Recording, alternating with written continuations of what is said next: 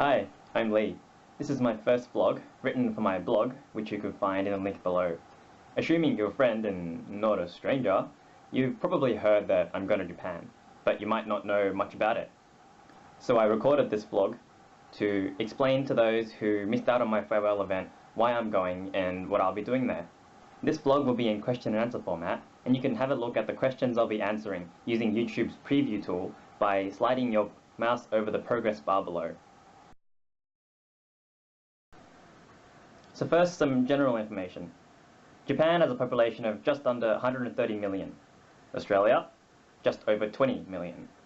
When it comes to religion, surveys show that 80 to 95% of Japanese believe in Shintoism and Buddhism.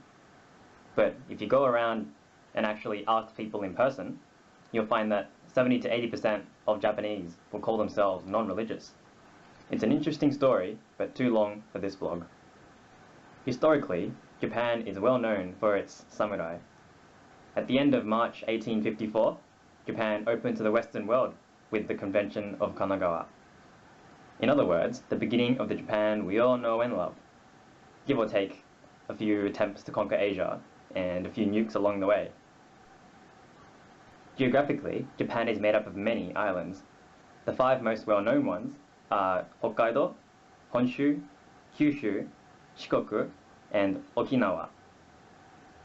Aside from those, there are about 10,000 islands.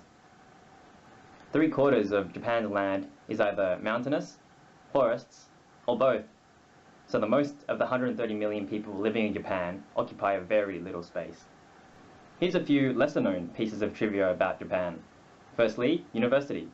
There are 780 campuses nationwide, attended by about 3 million Japanese students. Secondly, the workplace. Traditionally, Japanese men have aspired to graduate and work in an office job. Japanese women have aspired to marry one of these office workers. Although, more recently, times have been changing. Thirdly, whaling. Although Japan's national image might be seen as pro-whaling, you'll find that most Japanese residents are anti-whaling. Last, but not least, you might not have realized that we can all speak at least 20 words in Japanese. You know how to greet people, konnichiwa. You know all the car brands, Toyota, Mazda, Mitsubishi, Honda. You know how to buy Japanese food, ramen, tempura, sashimi, teppanyaki. You know how to buy Western food, ice cream, hot dog, pizza. So there you go. There's a little snapshot into Japan for you. Well, in 2010, I didn't get into medicine, so I started studying medical science, along with the other 90% of our cohort who also didn't get into med. At the end of last year, I graduated from medical science, but unlike the rest of our cohort, I'm not trying out for med anymore. The scholarship is actually another undergraduate degree. All undergrad degrees in Japan are 4 years long, and students under the scholarship are required to take a year of Japanese foundation studies beforehand, so I'll be in Japan for a total of 5 years. This scholarship is offered by the Japanese government to students worldwide, and all expenses are paid from the plane trip there to the plane trip back home. You're allowed to pick from any degree that you want, and I picked education. So that means this year, for my foundations course, I'll be at the Tokyo University of Foreign Studies. Where I'll end up for the next 4 years will depend on how well I do this year.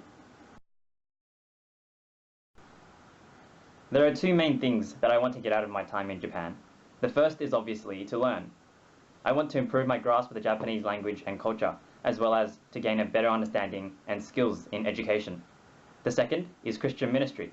In my time there, I want to be involved in the Japanese University Christian group called KGK, as well as to think through serving in long-term mission in the future in Japan after further biblical study. Spending 5 years away from the country you grew up in is a big deal by any measure, particularly in this pivotal stage in life. I'm aware of people who applied for the scholarship, gotten accepted, and turned it down, so I definitely have reservations. One such reservation is the relationship sacrifice. Fortunately, not so much with family, since we're all over the world frequently anyway, so we've got other means to keep in touch, such as via Skype.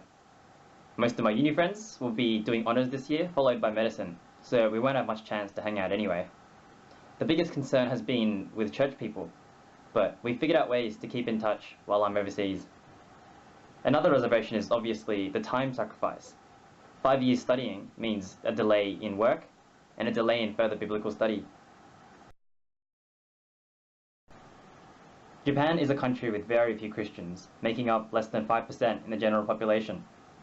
I've been told it's common to find in university just one Christian student per campus.